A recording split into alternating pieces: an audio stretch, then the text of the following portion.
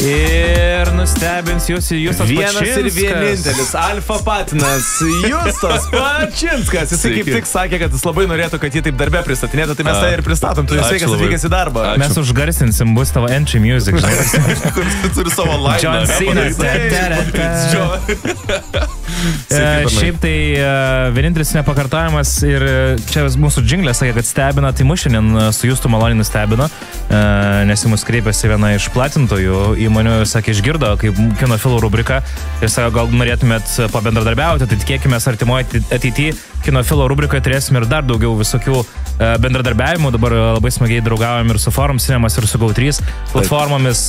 Dabar panašu į šeimą jungiasi ir HBO. O tai reiškia, kad tai yra dar daugiau naudos jums klausytojai, nes automatiškai jūs sužinosite daugiau rekomendacijų, daugiau insidų, daugiau informacijos ir galų gale turėsime konkursų, kuriuose tikimės jums dovanoti kažkokius tai fainus dalykus. Ar tai kvietimus į filmus, serialus, ar gal net ir merčą, ar dar kažką. Labai nekantrauju pradėti mūsų rubriką ir jeigu leisite, serai, pradėsiu aš, kol nepamiršau, nes vis tiek seniausias iš jūsų trijų esu, tai atmintis nebėra pati. Justas vyriausias, ne? Ne. Wow. Turėsim pokalbį po laidos. Gerai, apie filmus iš kosmoso nusileidęs. Aš mėgstu taip dažnai nusileisti iš kosmoso. Gerai, du dalykai. Vienas tai mano klasikinis matonis, kuris atranda senus serialus. Varyk. New Amsterdam pradėjau žiūrėti Netflix'e. Pagaliau. Aš nepamenu, čia senas tai kiek jisai senas? 18, man atrodo. Pirmas sezonas, jis 5 sezonai yra ir dabar nauja išleidinės. Ir būtent taip aš ir pamačiau Netflix'e, nes anonsavo naują, mano antra pusė parekomendavo pažiūrėti. 8-9 serijos. Kaip? 8-9 serijos. Iš viso? Per 5 sezonus? Jo. Čia easy. Kiekviena bent po kem 5 minutės. Kem 5 minutės, jo. Tai čia klasika, tų senesnių serialų buvo. Nu, ten jau čia yra kaip Green Anatomija, kažkas tokio. Hausas, Green Anatomija. Žodžiu, New Yorko centre esančios ligoninės gyvenimas su keliais main charakteriais.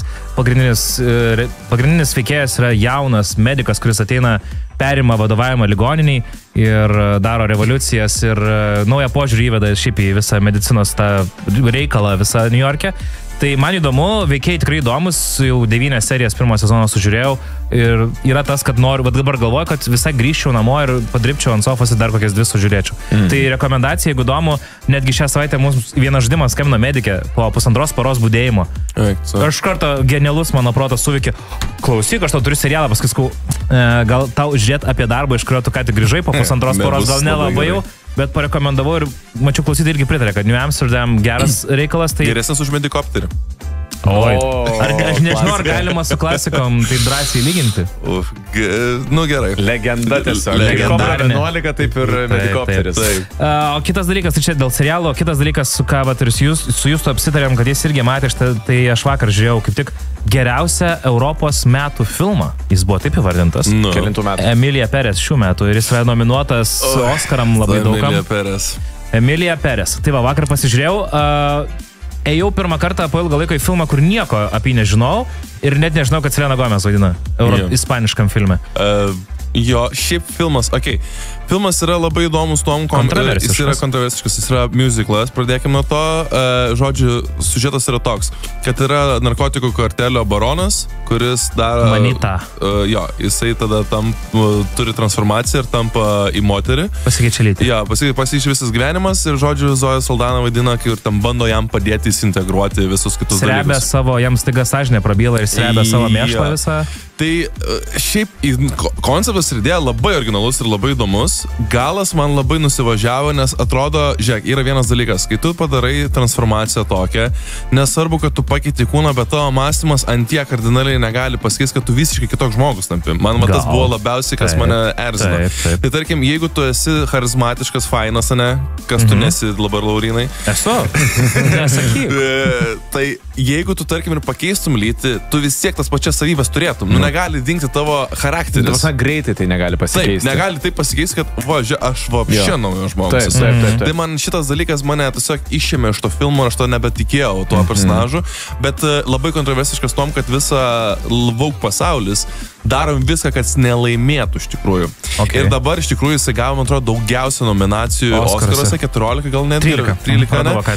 Ir šiaip galiu pasakyti apie Oscarų nominacijas, taip tiesiog nainant, kad mane iš tikrųjų labai nuvylė, nes labai daug keistų filmų, kurie, tarkim, gavo, ten aktoriai gavo nominacijas, panašiai ta pati aktorė, kuri vaidino tą baroną ir panašiai gavo nominaciją. Taip. Jos vaidyba tikrai nebuvo čia tokia superinė, ta prasme. Bet žiūrėk, aš galiu, tu paminėjai, kad yra musiclas ir aš buvau su žmogum, žiūrėjau filmą, kuris nemėgsta musiclų šiaip, tiesiog iš principo. Ir jinai sakė, pavyzdžiui, kad tai nebėra tas pats musiclai evoliucionuoja. Jų labai daug pasidarė. Kino musiclai yra, be pavyzdžiui, La La Land yra visiškai kitoks musiclas. Taip. Šitas irgi, sakė, net vietomis papildė filmą, kas anksčiau užknisdavo ir erzindavo tie musiclai. Tau kaip patinka, kai dainuoja staiga ekrane? Man patinka, kai tai yra tiesiog ne per daug, kai yra interpai, bet nesudaro viso filmo siužeto aplink tą dainavimą. Kad jeigu yra 1, 2, 3 scenos per visą filmą, kurios yra galbūt 5-8 minučių, viskas tvarkoja. Bet kai tai netampa filmas koncertas, aš ateinu filmo pasižiūrėti, o ne koncerto. Žinai, kas yra geriausias musiclas filmas? High School Musical. Jo! Kur aš einu dabar ir pradedu dainuoti. Arba Peteris Penas. Arba kai buvo šitos Hannah Montana visi tie dalykai. Hannah Montana žiūrėjau, koks geras Miley Cyrus, Wrecking Ball, opa, važiuojam. Šokės hip-hopo ritmu. Jūs, tai tu atsiskleidė vis kitom spalvom šiandieną. Teisingai. Bet šiaip rekomendacijų tikrai verta nuvaiti, pamatyti Amelija Perez, nes jį dar rodys. Ir labai kalbės daug. Jo, ir labai kalbės. Gaila, kad nerodo Better Man. Jau mačiau, kad, man atrodo, Forum Cinemas jau nuėmė. Pasižiūrėkite, Apollo dar rodo. Labai geras filmas, nueikit. Bet dar norim ir apie HBO pakalbėti serialų, nes vis tiek, jeigu pradėjom bendrauti. Išeis White Lotus, naujas sezonas, ir paskelbė, kad 4 sezoną anonsavo, kad irgi kurs. Hebra, jūs pažiūrėkit, koks geras serialas. Ten yra tik 2 sezonai ir ten po 6 serijas, tai ten kaip nieko, čia kaip sėmgas valgė. Ir kas yra smagiausia, kad ten yra viskas padaryta ant dialogų personažų situacijų. Ten yra, labai sunku apsakyta tokį. Čia yra kaip toks geras tropinis kokteilis, kurį tu geri vasarą arba tu geri kelionėje. Vat lygiai taip pat aš prilyginčiau šitą serialą. Nealkoholinė pinakolada prie jūros. Taip, ir kur tu už tą saulėldis Maldyvose, žinai, smėlį jau tikojose. Čia dar kartelį pavadinimą primink serialą. White Lotus. White Lotus. Ir naujas serialas šitas sezonas. Jo, ir dabar noriu dar tada vieną priminti apie kitą serialą, kurį išeina 2 sezonas ir žiauriai laukiamas. Tai ar matėt Last of Us? Tu tikrai turėjai matyti. Aš nemačiau. Užduokit man šito klausimo. Aš labai nusikėk norėjau dabar. Tu juokauji, tu podcastą turi apie žaidimus, teisingai? Tai aš matęs, aš viską ir matęs, ir peržaidęs, ir aš visą lorą, viską. Tai yra mano nuomonė pats geriausias kompiuterinis žaidimas visoje žaidimų industrijoje ir kaip serialas tikrai irgi labai neblogas. Okay. Tai tu galvoji, kad aš nemačiau, ne? Ne, klys. Tai serialas tai serialas iš tikrųjų kuomis yra, aš nesužaidęs žaidimų šitą, aš žinau, kad tikiu, labai daug kas gyrė, bet kaip pastatytas tas pasaulis ir kaip stipriai dramaturgija padaryta yra, čia kosmosas. Iš tikrųjų, mes gal šiek tiek keista kalbėti apie serialą, kuris prieš 2 metus pasirodė ir kuris jau yra daug kam matytas ir girdėtas. Ką kalbėjome apie serialą, kuris 18 išėjo. Bet vėlgi sugrįžtam prie to, kad tai yra serialas, kuris yra pastatytas tame laikotarpyje, kada žmonija po 20 metų išgyvena apokalipsę. Dėl atsiradusio grybelio, kuris užvaldo žmogaus smegenis, įvyksta apokalipsė, žmonės žūsta, atsiranda zombiai. Bet kaip yra įprasta manyti, kad tai yra dar vienas zombio apokalipsės serialas. Realiai pačių, kur ten nusivažiavo. Taip. Tai nėra zombių serialas. Dar kartelį sakau visiems, kas yra nematę Last of Us, tai nėra apie zombius. Tai yra apie santykį žmonių su žmonėmis. Tai yra apie tai, kaip žmonės išgyvena tą visą chaosą, kaip jie praranda, kaip jie sutinka, kaip jie įsimyli, kaip jie vėl staiga netenka. Bet čia gal net jaučiu, gal čia realistiškiausias turbūt yra kūrinys, kuriame parodyta apokalipsė va tokia, kurie kažkas įsi, nes tarkim, kai būdavo nuvaikštins numirėliai, tai ten jie susiskirsta, atrodo kaip į kokios sektas, kiekvienas tipo turi savo ir kitus išžudyti, nori tam, kad pats išgyvena, kur net nereikia to daryti realiai. Taip, ten pagrindė dominuoja 2 tokios pagrindinės pusės, tai yra tie, vadinkim, sukilėliai, Fireflies, kur yra tiesiog kaip, teroristinė, vadinkime, grupuotė, ir kita yra tiesiog vietinė kariuomenė, kuri, vat jos ir tarpusavy dvies ir plakas. Taip, bet šiaip tikrai labai patariam pažiūrėti šitą serialą, serialo, nes išeina balandį jau 2 sezonas, kurio mes beprotiškai laukiu. Žinai, kas yra įdomiausia apie Last of Us, kad ten yra kalbama apie Cordycepso grybelį, kuris iš esmės jis yra tikras. Tiesiog techniškai, kalbant, kaip ir tame seriale, beje, pati pirma serija, legendinė yra, nes joje papasakoja būtent apie tą Cordycepso veikimą, kad jeigu jisai papultų į žmogaus, tiksliau mes jo gauname, bet jisai miršta mūsų organizme, nes jisai negali išgyventi aukštesniai negu 37 laipsnių temperatūrai. Maksimas rašo, Cordycepsas egzistuoja. Tai 37 mes turime aukštesnę temperatūrą ir dėl to tas grybelis tiesiog numiršta. Bet jeigu jisai adaptuotųsi, ką ir pasakoja seriale, kad dėl klimato kaitos, jeigu klimatui šylant, jisai adaptuotųsi ir evoliucionuotų, jisai galėtų gyventi mūsų organizme, dėl to ištiktų ta tikra apokalipsė ir mes tiesiog taptume tais vaikščiančiais numirėliais. Apie mediciną.